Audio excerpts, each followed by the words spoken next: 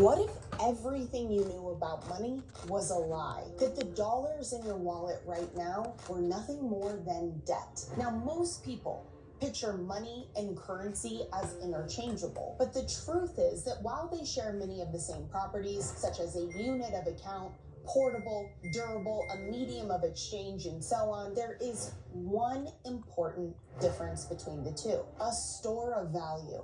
True money retains its value over time, whereas currency always loses it. And not only that, today I'm going to show you how all currency is actually debt. And you might be thinking to yourself, how is that possible? Currency is currency and debt is debt.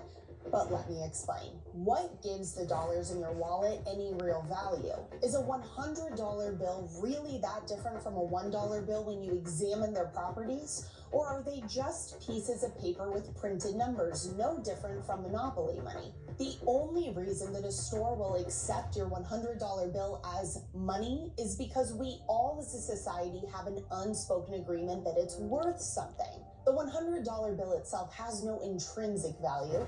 It's not backed by any tangible asset. Therefore, all it has is a perceived value. But it wasn't always this way.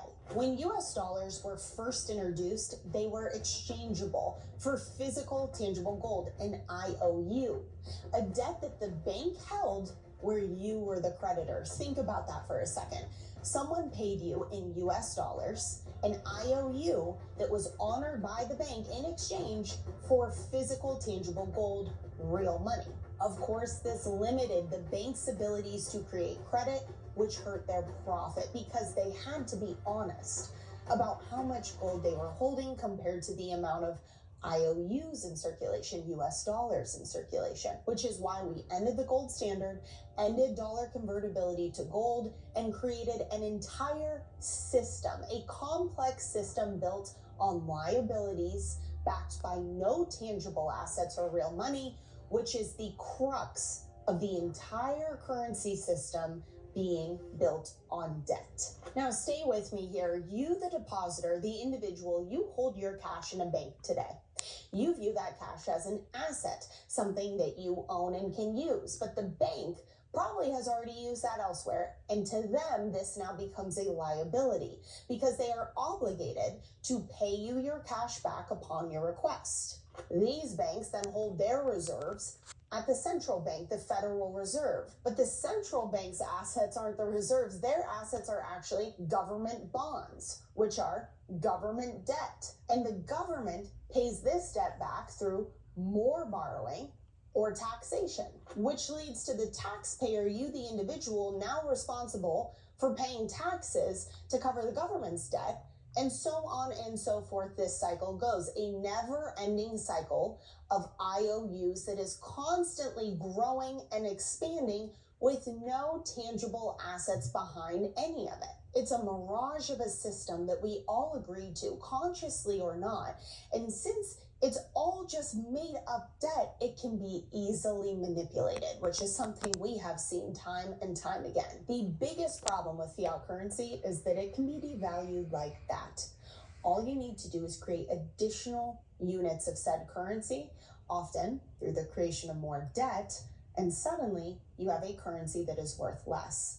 Now, in theory, this process of more currency creation is stimulating because you have more credit, you have more spending, so it's an expansionary moment for the economy.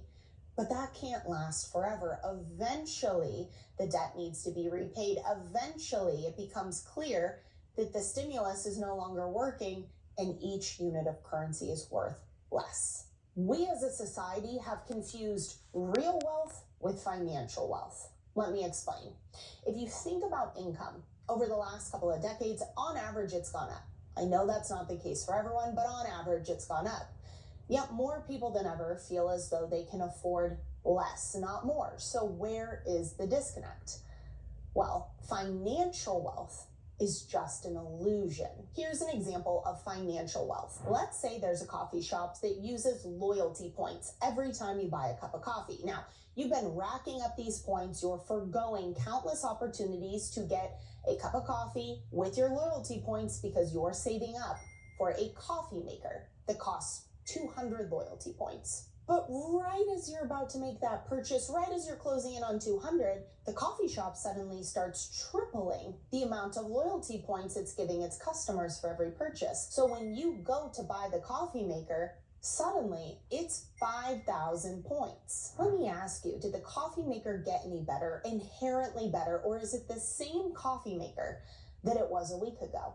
The answer is clear. It's the same coffee maker. It's not that the value of the coffee maker went up. It's that the value of the loyalty points went down. Because of this, the person who has a ton more loyalty points feels like they have financial wealth, but what they don't have is real wealth. The next time you're in a grocery store looking at the price of something that's gone up, I want you to ask yourself, is it the prices are going up, or is it that the value of my dollar is worth less? And the answer isn't both. The item you're trying to buy at the grocery store hasn't changed in value. It's that the currency you're using to purchase it with has lost its value. Many Americans today, rightfully so, are upset about the cost of their bills, cost of groceries, the cost to buy a house, and it's because the underlying asset hasn't changed. It's just that they're trying to purchase it in a declining currency. Now, if you're new to these concepts, you might be sitting here thinking, I get it, I see it, so what do we do about it? And there's one more thing I have to throw at you. Let me ask you this. Why do you think that the government's inflation target is 2%? And I mean 2%, even when inflation isn't rising. That's just the standard inflation target. Is it because inflation, the erosion of your currency, is actually positive for governments? Inflation helps governments. It helps them stimulate the economy. It reduces the burden of their debt. It allows them to be more flexible with their spending. There are a lot of pros, even though it is chipping away at your wealth. It is punishing savers.